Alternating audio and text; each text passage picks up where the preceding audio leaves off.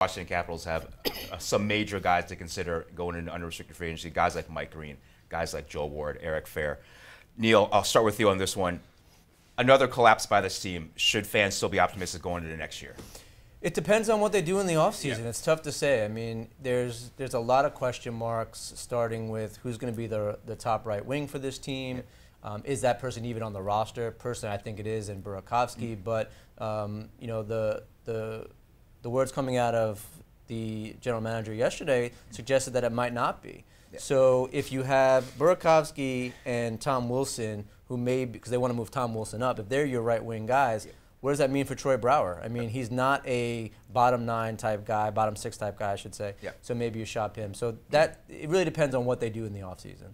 Yeah, Chelsea, what are you looking at in terms of what the Caps, being optimistic next year, or does that depend also on what Neil said, what they do in the offseason, free agency-wise? Well, I think Holtby is really crucial, obviously. Yeah. But even then, and even if you do add that top right wing kind of guy, I don't know that you're necessarily looking at, you know, optimism to, you know, turn into a Stanley Cup contender. I mean, I don't think that they get that much better with what they do this offseason than they are right now, and they, you know, where they ended up. I mean, maybe I'm wrong, but it, you know, given the number of guys that are going to be coming and going and the shuffling that's almost inevitable, given the number of restricted free agents they have, yeah. it doesn't seem to me that you're going to return as much of this roster that one piece all of a sudden pushed them over. Like, you're going to have new people in new places, and I mean, optimism that they'll get to the playoffs, I think, is reasonable. Optimism that they can get to this level, probably also reasonable. But to think that, you know, they can shuffle enough with the cap and where they are with the cap to kind of push over that edge, I don't know if that's necessarily reasonable. Well, Des, are you doom and gloom for the Caps next year, or that another collapse, or is this a team that's different depending on what they do in the offseason with their free agents?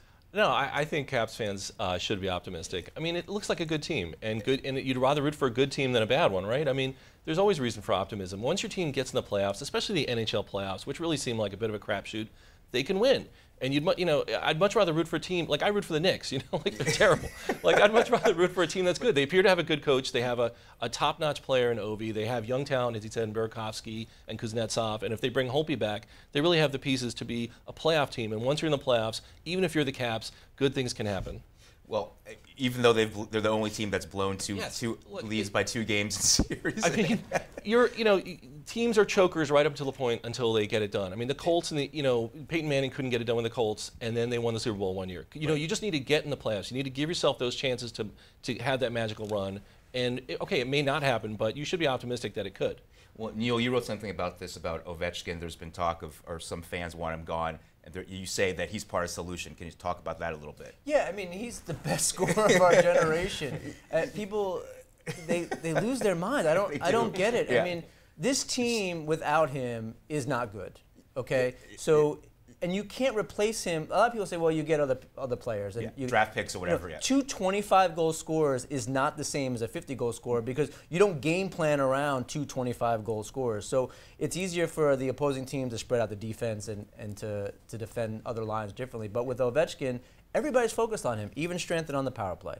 So to say that he's not part of the solution here is a little ridiculous. Do they have other issues? Of course. You know, who's going to be the second-line center? Probably Kuznetsov. Yeah.